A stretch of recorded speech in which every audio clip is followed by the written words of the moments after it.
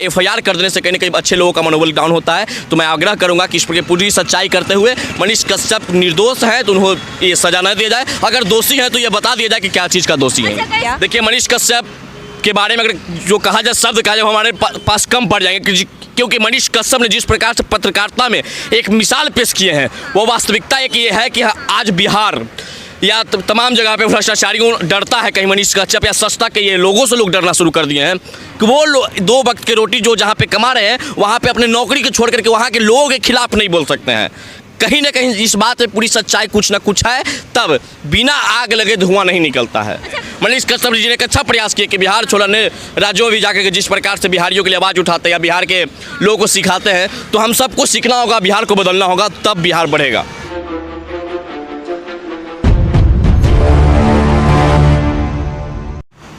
तमिलनाडु मुद्दा चर्चा का विषय इस कदर बना कि सदन से लेकर सड़क तक बवाल हुआ और बवाल इतना बढ़ा कि कई पत्रकारों पर एफआईआर भी हुआ। क्या लगता है तमिलनाडु मुद्दा सत्य है या फिर असत्य है? देखिए इसका जजमेंट हम नहीं कर सकते कि सत्य है असत्य। यहाँ पर जो कमेटी गया था जांच करने, उन कमेटी को पोस्ट जो है वहाँ का मैटर को सार्वजनिक कर देना चाहिए कि वहाँ पर सच्चाई क्या था।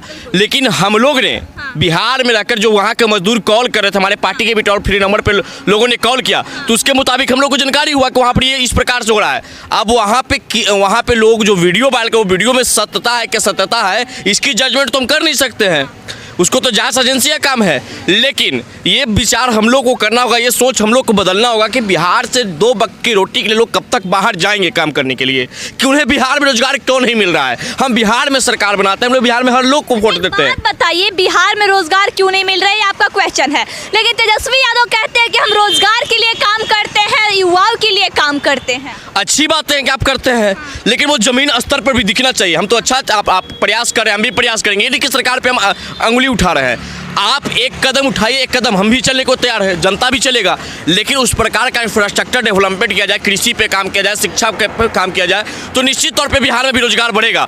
आज हमारे बिहार के किसान मजदूर जो पंजाब गए हैं, राजस्थान गए हैं या हरियाणा गए हैं कृषि करने के लिए, तो उन्हें यहाँ भी करना चाहिए। अरे भाई दुर्भाग्य है, जब हम सर्च मारते गूगल पर कि सबसे पिछड़ा राज्य कौन, तो बिहार आता है।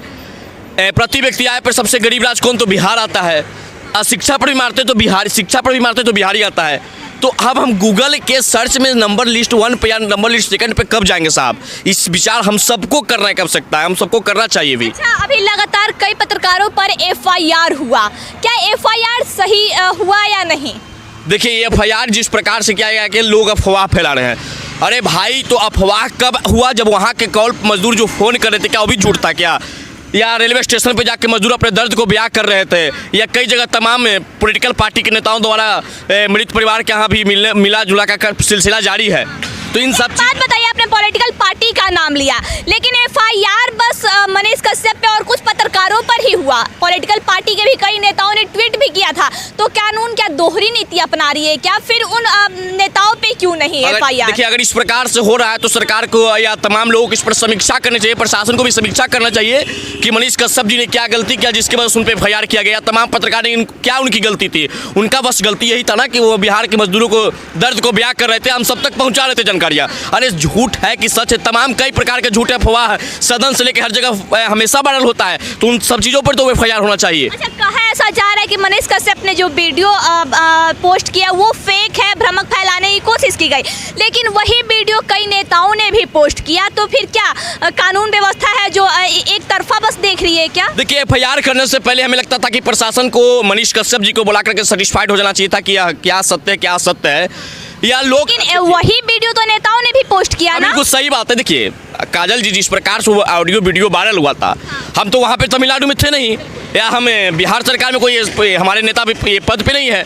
लेकिन जिस प्रकार से वहाँ से अवेयरनेस फैला या जो भी फैला, उसके बाद से हमारे पार्टी और हमारे नेता सन ऑफ मुकेश सहनी जी ने एक टोल फ्री नंबर जारी किए ताकि वहाँ के लोग, अरे भाई बिहारी हैं तो बिहारी के दर्द को तो समझ ही सकते हैं ना। अब वहाँ हमारा भाई मजदूर फंसा हुआ है तो उसके मदद के लिए अगर हम आ गए तो इसमें जुर्म की क्या बात है भाई?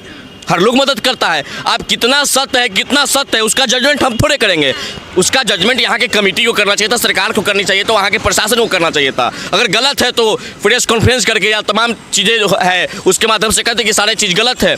लेकिन ये कह देना कि जाके फिर से जाके चेन्नई में रोजगार करो, ये दुर्भाग्य है। अरे भाई, आप ये क्यों नहीं कहते कि बिहार में रोजगार होगा? अच्छा, एक बात बताइए, जैसा कि आपने बोला प्रेस कॉन्फ्रेंस करके इस बात का खंडन करना चाहिए था, ये गलत है, लेकिन जो मजदूर चेन्नई से आ रहे थे, जो अपना दर्द बता रहे थे, उन मजदूरों का क्या? उन मजदूरों की बात कर रहे हैं कि बिहार में गन्ना का खेती बंद है, गन्ना विभाग बना हुआ लेकिन गन्ना विभाग सुस्त पड़ता है। उन तमाम जगहों पर काम किया जाना चाहिए। बिहार में कई ऐसे शिक्षक की रिक्त पद खाली है, उस पर काम करना चाहिए।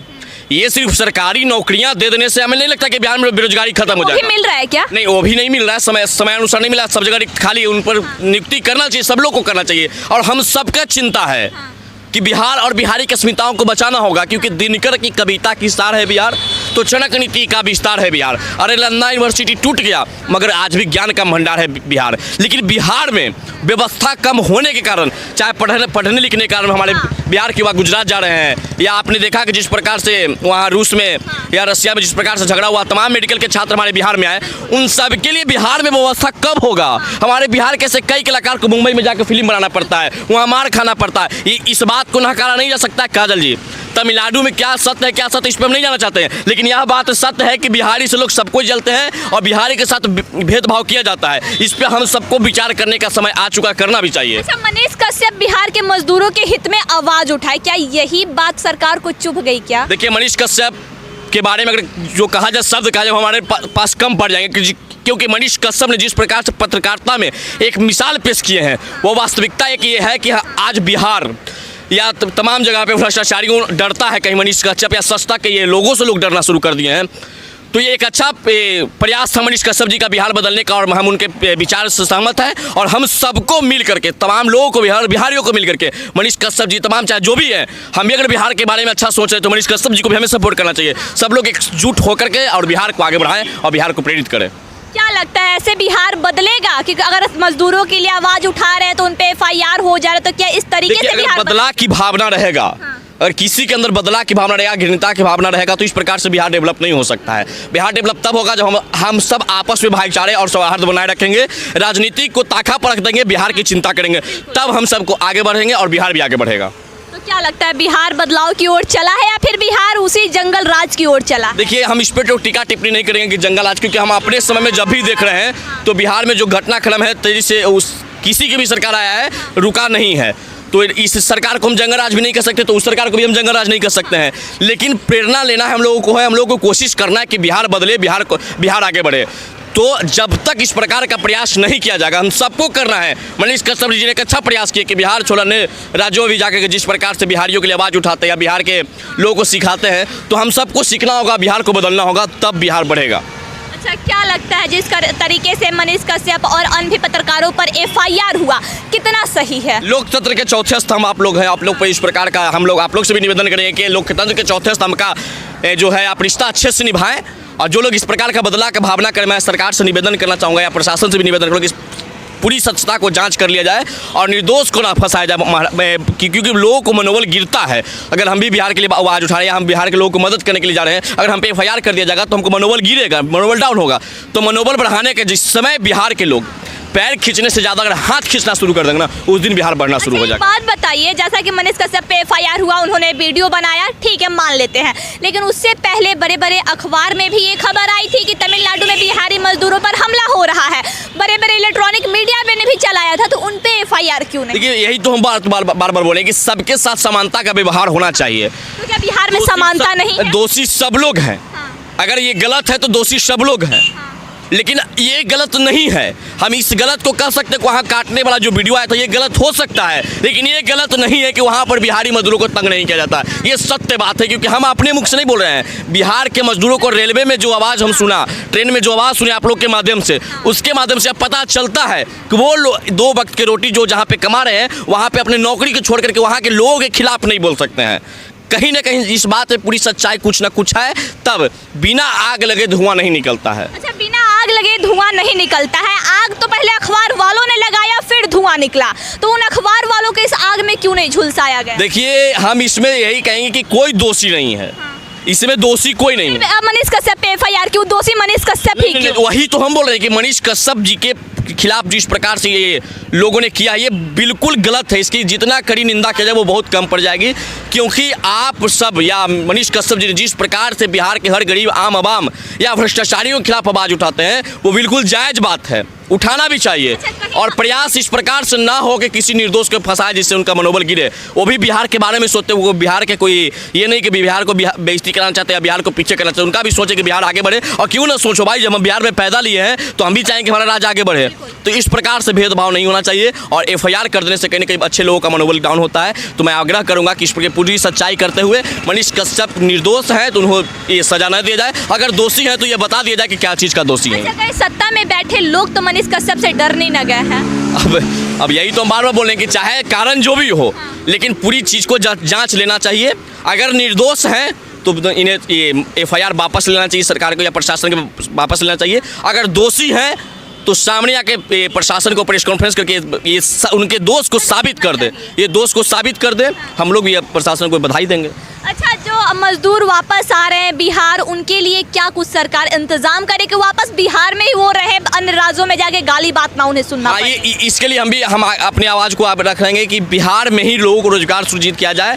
जो हमारे बिहार के किसान हरियाणा पंजाब जाके खेती करें, उनको यहाँ पर भी दिया जाए। अरे हमको दुर्भाग्य है भाई कि हरियाणा के किसानों का एक दिन का आमदनी होता है 500 रुपया, पंजाब का 300 रुपया होता है, उत्तर प्रदेश का भी 300 रुपया होता है, लेकिन बिहार का 100 रुपया होता है। महीने का 3000 रुपया कमा के किसान अपने बाल बच्चे और अपने घर को नहीं चला सकता है, इसलिए उन पर भी विचार करने कर सकता है। टकाटक बना चकाचक कृषि विभाग बिहार में बन जाता है, लेकिन बिहार का कृषि व्यवस्था उसका चकाचक अगर बना दिया जाए तो वास्तविकता में पंजाब और हरियाणा के लोग जो कृषि करने जा रहे हैं वो नहीं जाएंगे, वो बिहार में ही करेंगे। बात बताइए, आपने टकाटक कृषि विभाग की बात की, तो क्या उस टकाटक कृषि विभाग में गरीब किसान कभी जाते भी होंगे क्या किसी काम? हम वही बात बोल रहे हैं ना कि बिहार के अन्नदाताओं का जो अन्न उपजाते हैं, जिनके नाम पे बड़े बड़े कृषि भवन हर राज्य में बनाया जाता है, कृषि भवन में बैठे अधिकारी का एक महीना का वेतन 1.5 लाख रुपया होता है, 1 लाख रुपया होता है, 70,000 कम से कम 40,000 रुपया होता है। और जो अन्न उपजाने वाला अन्नदाता होता है, उनके सरकारी रेट के अनुसार महीने का 3,000 रुपया होता है। तो ये किस प्रकार का है भाई, इस पे विचार करना होगा, हम सबको करना होगा,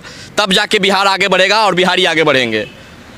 बिहार आगे तब बढ़ेगा जब सभी बिहार के बारे में सोचेंगे, ना कि राजनीति के बारे में सोचेंगे। राजनीति को अलग रख के अगर बिहार के बारे में बिहार के नेता सोचने लगे, उस दिन ही बिहार का विकास शुरू हो जाएगा। लेकिन बिहार में पहले राजनीति का सोचेंगे, पहले CM कौन बनेगा इसके बारे में सोचेंगे, उसके बाद बिहार के गरीब मजदूरों के बारे में सोचेंगे। और लगातार चेन्नई से आ रहे मजदूर अपना दुख व्यक्त कर रहे हैं। गोपालगंज की बात करें तो एक मजदूर का कहना है कि मेरे सामने मेरे भाई को मार दिया गया, तो क्या मैं भी अब नहीं बोलूं, क्या मैं भी चुप रहूं? तो ऐसे बहुत सारे मजदूर आ रहे हैं जो अपना दुख व्यक्त कर रहे हैं। आई खबरों के लिए बने रहे सच तक न्यूज के साथ। जय हिंद।